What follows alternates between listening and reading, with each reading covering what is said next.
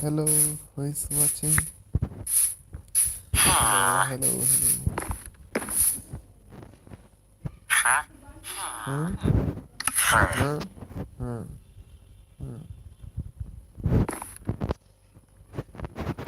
What's done all of this? What's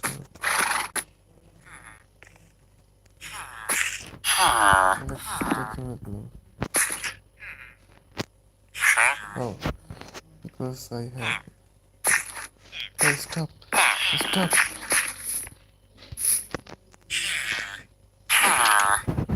Okay, look at me. I don't feel like it. Just look at me.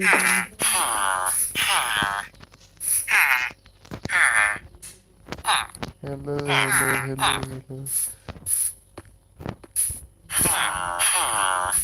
Do you like the dance?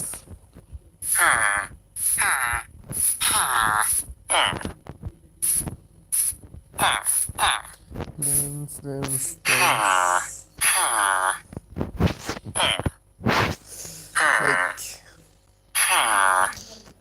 Else dance.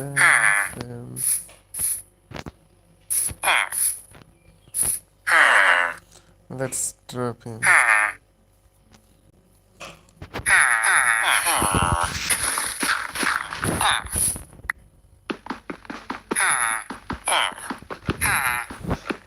Hello, whoever you're watching, please say something.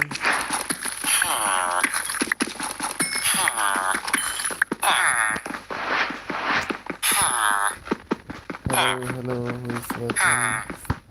Please like, subscribe, and give a comment.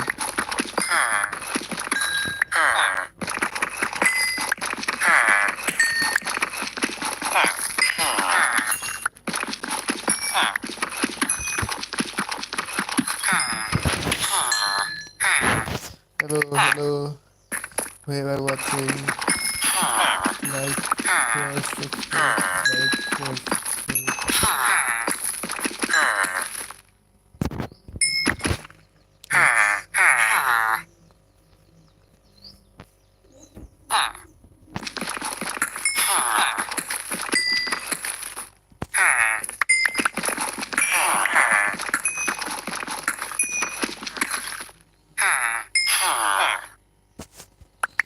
Hello, whoever watching,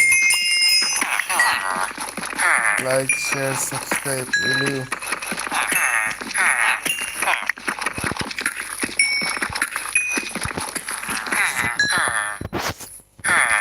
Hello.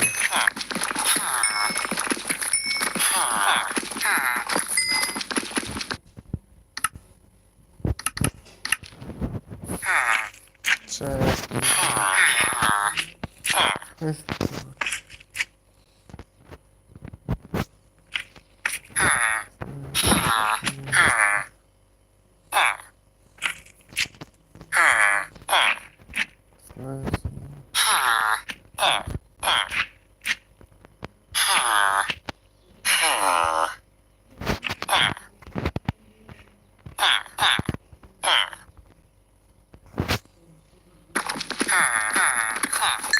अरे दूर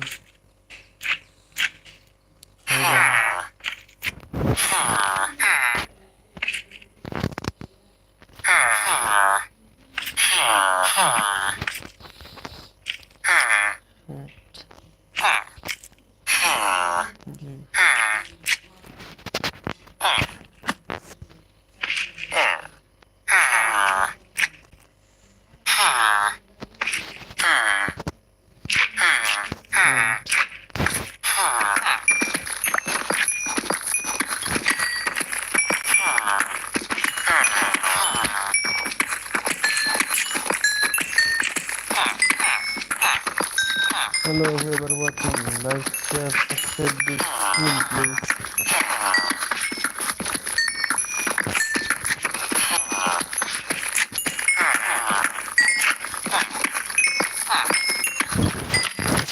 I need to do it once. No, please don't mind if I do. Mistake. Infinite.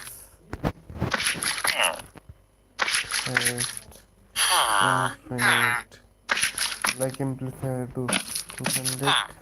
Yeah.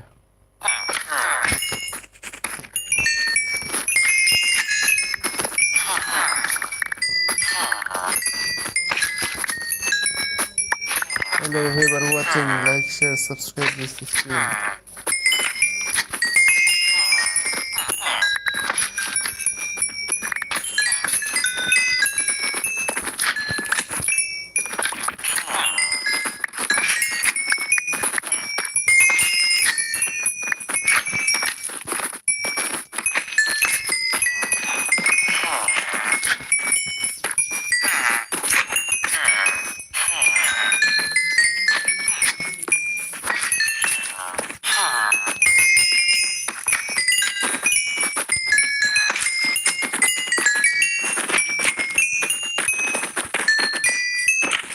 Hello, whoever watching this stream, please subscribe.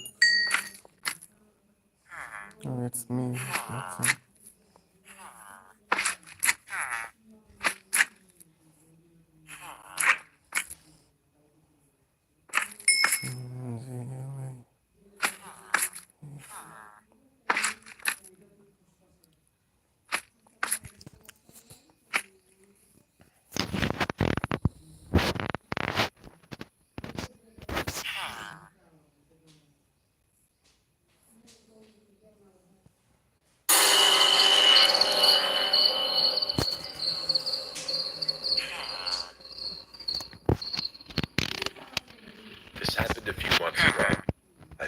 driving for Lyft for a few years now, and I usually stick to late night shifts.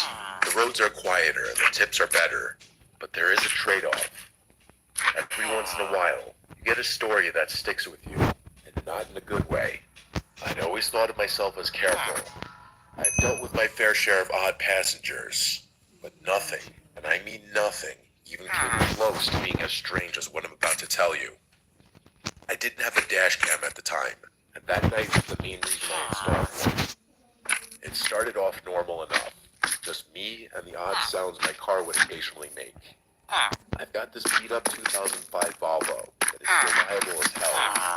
The streets were quite literally deserted, which, like I said earlier, I preferred. Sometime after 2 p.m., I got a request from a convenience store nearby. It seemed harmless at first, but for some reason, I got this weird feeling in my gut. You ever get that feeling like something's wrong and you can't explain why? That's exactly what hit me as I drove up. Before I even saw the guy, I figured out why I was getting that gut feeling. The convenience store I was pulling up to was closed. All the lights were off. There was not a single car in the lot. As I pulled closer, I saw him. I made sure to drive pretty slowly so I could get a good look at him. He was pacing outside the store, wearing this ratty hoodie that looked like it hadn't seen a washing machine in years. I'm not kidding about that. There was literally a hole in the sleeve. His movement was jerky, like he couldn't stand still, and he kept glancing over his shoulder like he thought someone was after him. If I had to guess, he was on something. I probably should have just canceled the ride and driven away. I even hovered my finger over the cancel button. I didn't for whatever reason. I unlocked the doors, and I slid into the back seat without a word. I regretted my decision the moment I took my foot off the door. Most people either scroll on their phones or stare out the window, but not him. He just sat there, staring at me through the rearview mirror, not blinking, not looking away, just staring directly at me. I tried not to stare back, but I couldn't help but catch his eye a couple of times. He looked kind of angry, which was also pretty unsettling. I tried to ignore him and turned on the radio to break the silence. I don't even remember which station I clicked on, but the moment the music started playing, he snapped at me to turn it off. His voice was deep and a little raspy, and I could tell he was a smoker right away. That kind of caught me off guard, and I jerked the steering wheel a little bit. I resisted the urge to look at him in the mirror, just did as he said, gripping the wheel a little. I didn't say anything, and we drove in silence for a while. I thought he was just sitting there until we got to a stop. That's what I was hoping for, at least. But then he spoke. I remember the conversation like it was yesterday. He asked me if I ever picked up someone I shouldn't have. That question hit me like a brick. He let out this awkward laugh and said, "Well, I hope not." I was trying to keep it light, but he didn't react. I just leaned back and muttered something to myself that I couldn't hear. And he started going on about how he used to be an Uber driver. He quit because some punk stole some stuff from his car. He was slurring his words a bit, so I couldn't make out everything he said. I got the gist of the story for the most part.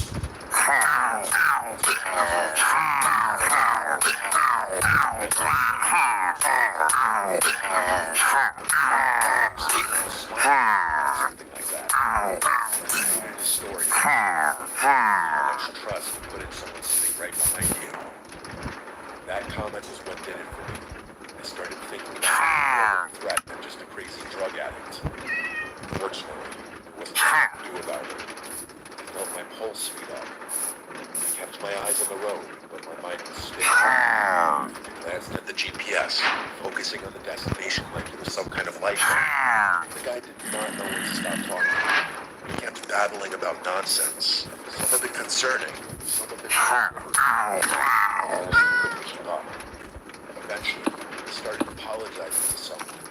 No, I don't. He began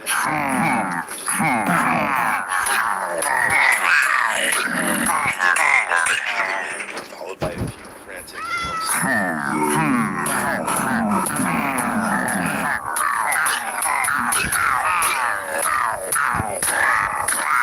to find out. We were only a few minutes from his stop. He yelled at me that I had missed the turn.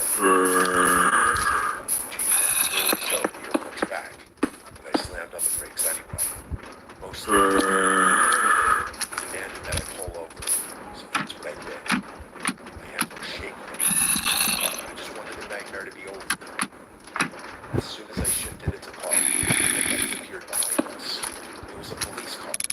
I said a silent prayer, watched as it crept down the road, with spotlight briefly sweeping over my car. The guy in my back seat slouched down, just trying to stay out of sight.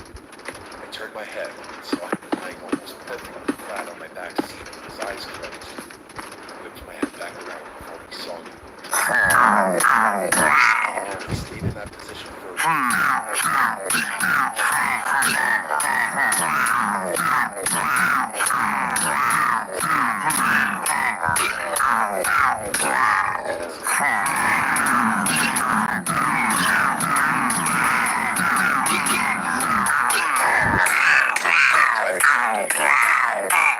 Until a few weeks later, that I came across something on my phone that proved how dangerous of a situation I had been in. According to that passenger, it was 2 blocks before I had picked that guy up. It makes me sick knowing I was inches away from a dangerous criminal who could have harmed me if he had chosen to. I'm a little scared to contact the police about this.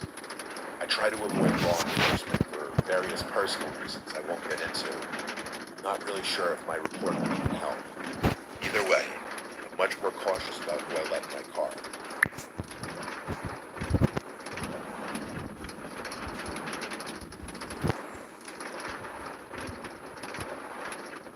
I used to live in the city.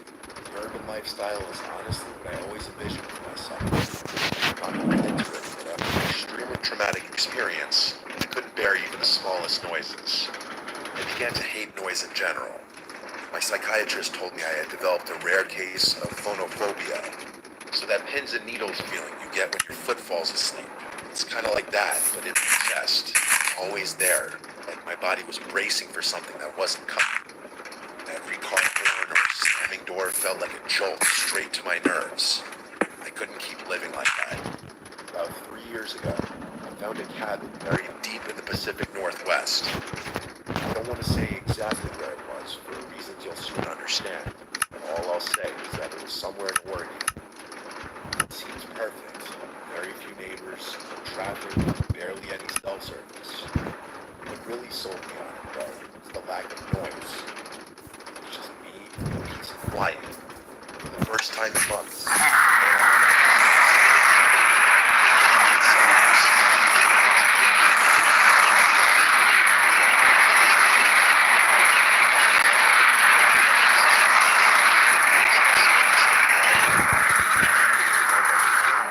Books when I first walked in.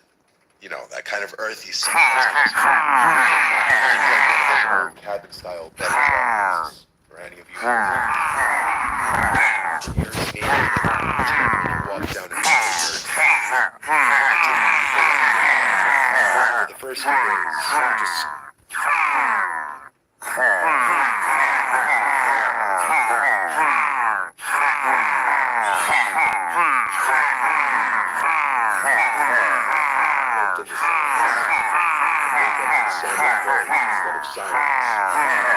the only thing I heard was the wind brushing through the trees. It was like the whole world had pressed pause, and I could finally breathe again. I did all my work from my laptop, so there really was no need for me to connect with the outside world beyond that. About a week after I moved in, there was a knock at the door. The cabin obviously had no doorbell, so those knocks were something I'd have to get used to. I opened the door, expecting it to be my neighbor, and it was. It was a moderately old woman carrying a basket of preserves like she just stepped out of a Hallmark movie. She introduced herself as Michelle and told me she lived about 10 minutes down the trail, which didn't sound far at all until you factored in how dense the woods were. I mean, you could get turned around in there just looking for firewood. She was in her late 60s with oddly long gray hair and these piercing blue eyes that made you feel like she could see right through you. She wasn't rude exactly, more like blunt. She welcomed me to the woods and extended the basket toward me like she was expecting me to take it. I didn't really have much of a choice. She was practically shoving it in my face. I know it sounds hospitable, but her vibe seemed a little off, if that makes any sense. I grabbed it impulsively, but I admit I had never been treated that way by a neighbor before. It wasn't anything crazy, but it wasn't something I was used to. I thanked her as I took the basket, and she looked at me like she was expecting me to say something else. I honestly didn't know what else to say, so I just smiled. She kept staring at me awkwardly, which confirmed my suspicion that this woman didn't interact with a lot of people. Eventually, she spoke. She said, and these were her exact words, which I'll never forget: "Always keep your lanterns full, your windows shut tight, and your wits sharper than your axe." It wasn't something a normal person would say to someone else. It was like she was reciting from a rule book. It honestly sounded more like a warning than advice. I nodded, smiled, and turned to go back inside. After shutting the door, I stood there in silence, waiting to hear her footsteps walk away. She didn't walk away for a good 45 seconds, which was probably the strangest part about the whole interaction. Despite the weird vibe, I did appreciate her kindness. She seemed reclusive, but not unfriendly. The kind of person who'd help you if you asked, but wouldn't go out of her way to pry. I told myself it was nice to know someone was close by, even if I didn't plan on needing her. I didn't even bother looking in the basket. I just set it down in the living room and forgot about it. There was a thunderstorm that night, which is extremely rare for Oregon, but it does happen. I lit a few candles and curled up on the couch with a book, trying to ignore the fact that the power was flickering every few minutes. Some of you might find that kind of isolation scary, but I actually loved it. For some reason, my brain wasn't freaked out by the natural sounds of the thunderstorm. It was actually that specific storm which gave me that realization. I listened intently to everything outside, and it was, dare I say, soothing. But of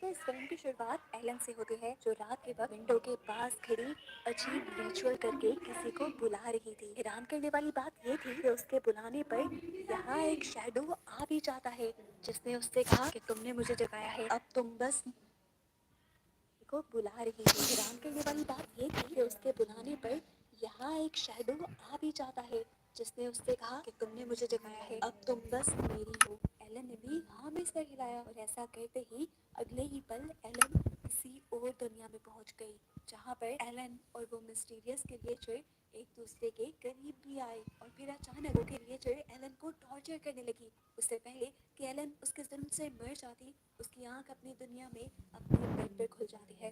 खैर, अब scenes यहाँ से cut होकर काफी सालों बाद हम Elon को उसके हस्बैंड थॉमस के साथ देखते हैं। एलन ने अभी कुछ अर्सा पहले शादी की है।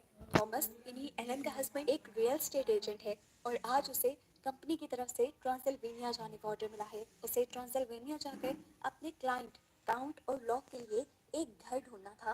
काउंट और लॉक ये काम अपना खुद नहीं कर सकता था, क्योंकि वो काफी बड़ा था। एलन नहीं चाहती थी कि थॉमस उसे छोड़कर जाए, पर मजबूरी थी। वो जाने से पहले एलन को अपने दोस्त फर्जन की फैमिली के पास छोड़कर जाता है। जाने से पहले एलन ने उसे बताया था कि उसे आजकल डरावने डरावने नाइटमेयर्स आते हैं, और उसे लगता है कि अगर थॉमस उससे दूर गया तो उसके साथ कुछ बहुत बुरा हो जाएगा। लेकिन थॉमस ने यहाँ उसे समझाया कि ये सब उसके दिमाग का वहम है। एलन ने थॉमस को अपने बालों वाला एक लॉकेट भी दिया, जो उसे हमेशा जल्दी वापस आने की याद दिलाए। सीन कट होकर अब हमें एक मिस्टीरियस आदमी को दिखाया जाता है, जो अपने गेट एक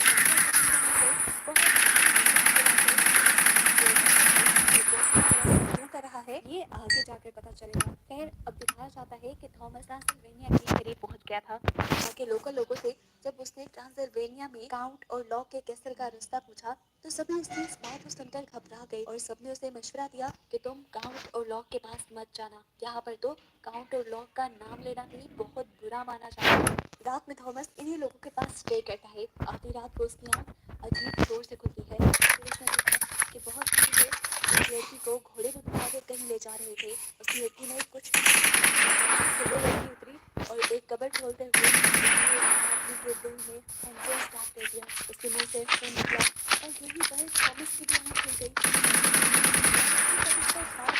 अब उसकी आंख खुली चुकी थी, तो उसने सफर दोबारा कंटिन्यू करना शुरू कर दिया। लेकिन बाहर जाकर वो कहाँ जा सकती है? अब उसको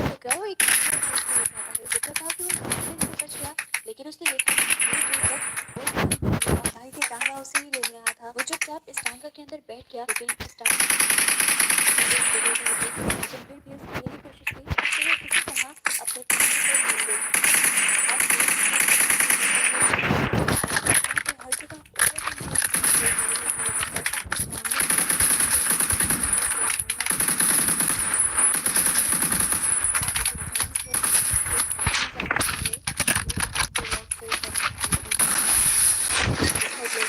तुम्हारी ये चीज पसंद नहीं आई है। आज के बाद से मुझे काउंट लॉक ही करना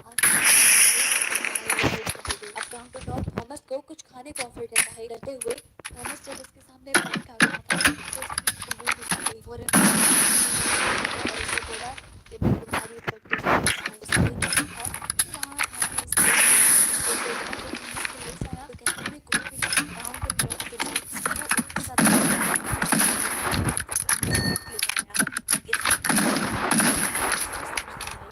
तो लॉक ने उसे बताया कि ये हमारी ट्रेडिशनल लैंग्वेज है और इस कॉन्ट्रैक्ट में बस ये लिखा है कि मैं तुम्हारी कंपनी के जरिए एक घर खरीद रहा हूँ, तुम इस पर साइन कर दो बस। थॉमस को अच्छी बात नहीं आई थी लेकिन उसकी जॉब किया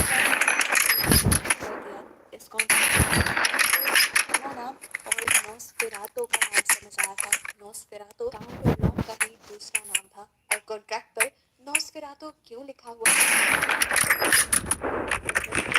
के बाद नॉस्फेरातो ने इन्हीं काउंट और लॉक ने जिसके अंदर देखो दे देगा लेकिन काउंट लॉक ने उसे लॉक को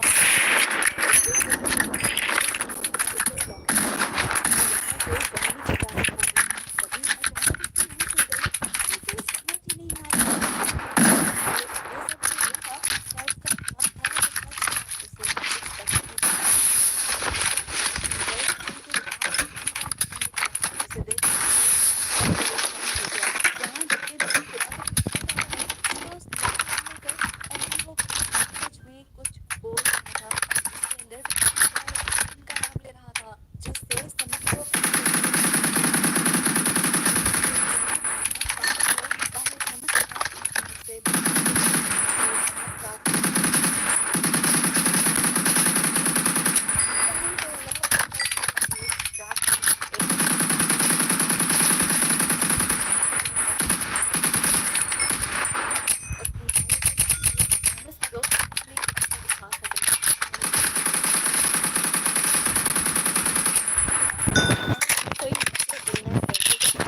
जैसे ही एलन होश में आई तो वो इस बात से परेशान होने लगी कि न जाने थॉमस कैसा होगा क्योंकि थॉमस को गए काफी टाइम हो गया था और थॉमस ने अभी तक उसे कोई लेटर भी नहीं लिखा था। दूसरी तरफ थॉमस अपनी जान बचाने की कोशिश में था। जब नॉस्फेरातो उसकी नजरों से इधर उधर होता है तो वो उसके कैसल भागने की कोशिश करता दिखाया जाता है। अब वो डॉक्टर जो एलन का इलाज करने आया था उसे डॉक्टर को किसी और पेशेंट का भी इलाज करते दिखाया जाता है और ये पेशेंट वही है जिसे हमने मूवी के स्टार्ट में अपने गिर्द अजीब तरीके से दायरा बनाए रिचुअल्स करते हुए देखा था। उसने पूरे कमरे में अजीबोगरीब ड्राइंग्स बनाई हुई थी जहाँ वो भी पोजेस्ड हालत में डॉक्टर फ्रेडरिक को बताता है कि मेरा लॉर्ड काउंट और लॉक है। ये कहते ही वो डॉक्टर फ्रेडरिक के ऊपर हमला कर देता है जैसे वो उसका खून लेना चाह रहा हो। साफ मतलब था कि वो ड्रैकुला यानी काउंट और लॉक का एक गुलाम था जो उसके लिए इंसानों का खून जमा करता था। इस टाइम वो ज्यादा खून इसलिए इकट्ठा कर रहा था क्योंकि वो जानता था कि काउंट और लॉक अब यहाँ जल्द ही आने वाला है। सीन कट होकर हमें थॉमस को दिखाया जाता है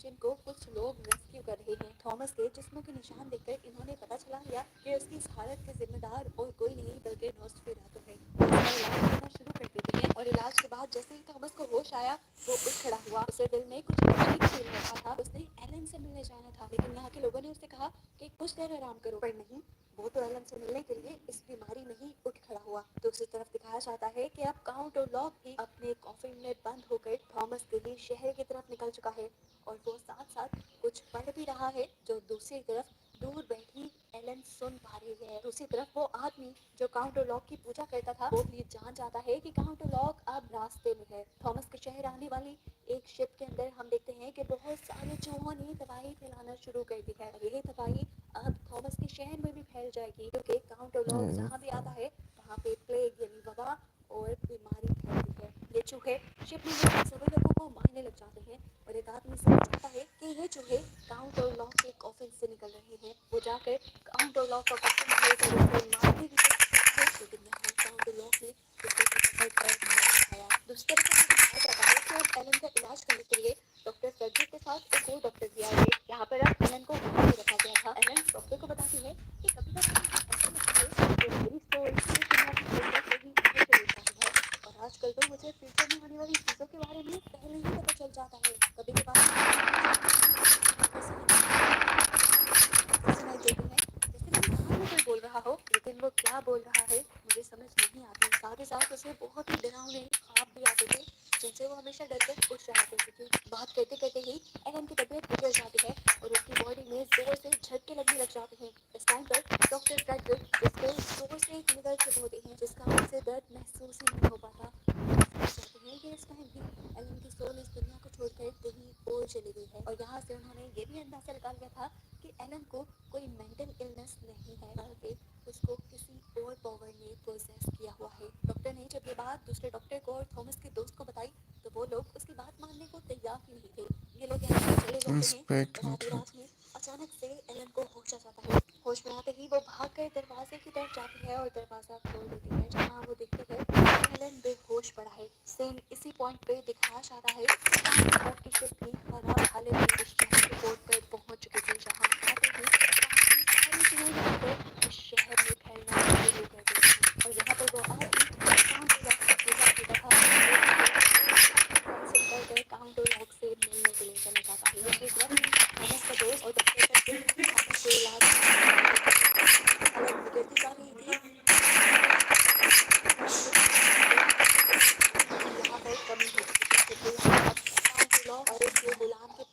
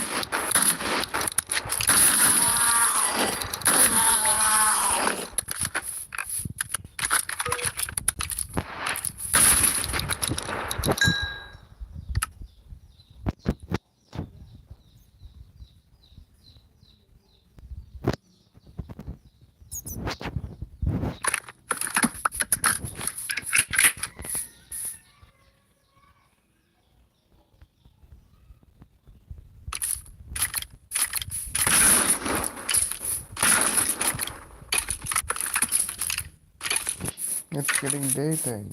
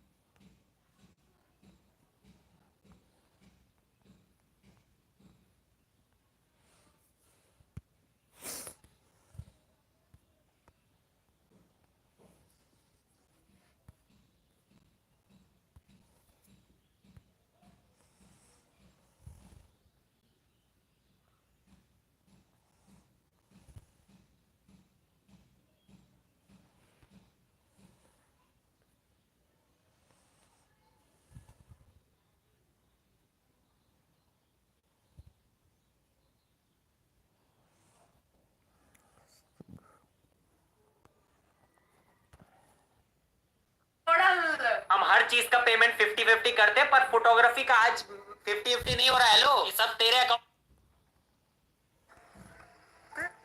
आज यहाँ खाना खाना है? अभी ये फोटो एल्बम मंगाई ना तूने? रॉयल डाइनिंग पनीर टिक्का वाली शक्ल दिखेगी। फ्री प्रमोशन मत कर, चल पहले देख। अबे इसमें भी सेम ही फोटो है। नहीं, पर इसमें आँख खुली वाली। चलो, थैंक गॉड। ये है आंटी भाई, ये आंटी पोस्ट करा रखा है। ओह, ये बॉय वाले चेहरे बना रखे। Model model. हम हर चीज का पेमेंट 50-50 करते हैं, पर फोटोग्राफी का आज 50-50 नहीं हो रहा है। लो, ये सब तेरे अकाउंट से जा रहा है। मेरी मुश्किल से 2 आई, इसकी 10 अच्छी आई है भाई। तेरी डिलीट कर, ये मैं लेके जा रही हूँ और मैं रॉयल डाइनिंग खाने भी जा रही हूँ। गाइस, मैं सुबह 9-10 बजे तक उठ जाता हूँ, सिर्फ हॉलीडे पे, क्योंकि ब्रेकफास्ट 10:30 बजे तक ही है। रूम के साथ इंक्लूडेड है भाई, फ्री ब्रेकफास्ट नहीं छोड़ सकता। आगरा में है, आगरा कुछ स्पेशलिटी तो ट्राई करने मिल ही जाएगा। ब्रेकफास्ट पे भाई ये पहली बार। और तू ले भी रही, शर्म है कुछ? आगरा की स्पेशलिटी खाने आए थे। मेरी तो यही स्पेशलिटी है। हरी चटनी भी लग चुकी है अब मैगी पे। अब आगरा में ताजमहल तो बहाना है, असली लौंडे देखने आते हैं।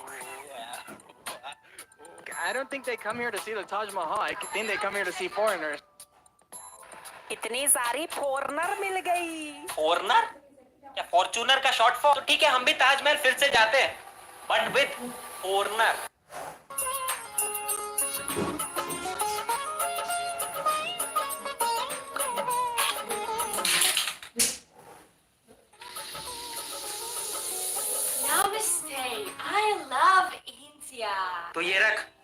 चीज का प्राइस अब तेरे लिए 5 गुना बढ़ चुका है। थैंक यू, धन्यवाद धन्यवाद। गाइस ये गौतमी ज्यादा ही कैरेक्टर में घुस चुकी है, पागल हो गई है। Who's good tell me? I'm Georgia. This says traveler in Indian. Hindi होता है वो, अभी खींच दूंगा ना, सारी इसकी एक्टिंग निकल जाएगी। आ चुके हैं हम अंदर। Mom, we have foreigner at home. तो लग ही नहीं रही है, DIY लग रही है भाई इसके लिए अगर कोई फिसला ना पाए क्या। I'm Georgia. Georgia ही नाम बताया था ना सुबह, कुछ और अपना नाम तो याद रख।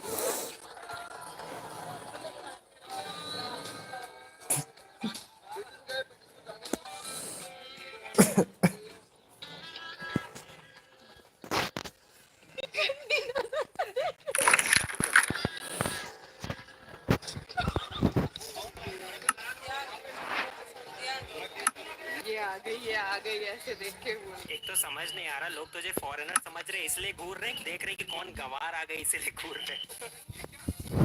हेलो या फॉरेनर के साथ सेल्फी शुरू हो गई गाइस। कहाँ जा रहे लोग, मुझे बैकग्राउंड में लेके फोटो क्यों ले रहे हैं? दोस्त ने बोला पास जाओ, ये पोज भी दे रहे उनके साथ।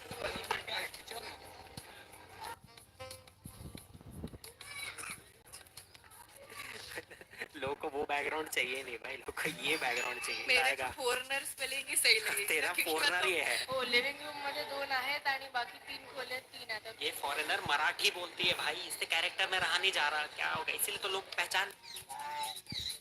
हाय रुक जा अभी थोड़ी देर, रुक जा अब कर देंगे ना अभी मेरे। उन्होंने असली फॉरेनर्स को अप्रोच किया, इसको नहीं किया।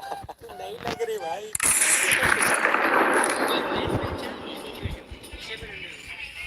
बाहर निकलते ही सारे दुकान वाले फॉरेनर के पास झुंड में आ गए।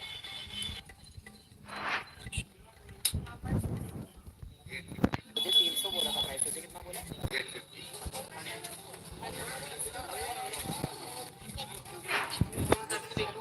फॉरेनर को लूटने के लिए लड़ाई चल रही। चलो चलो चलो।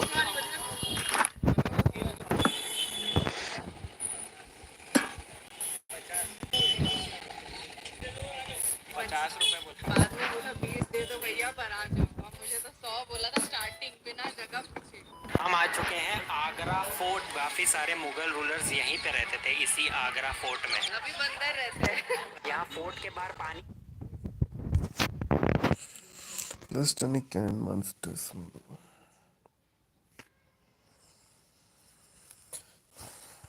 Okay.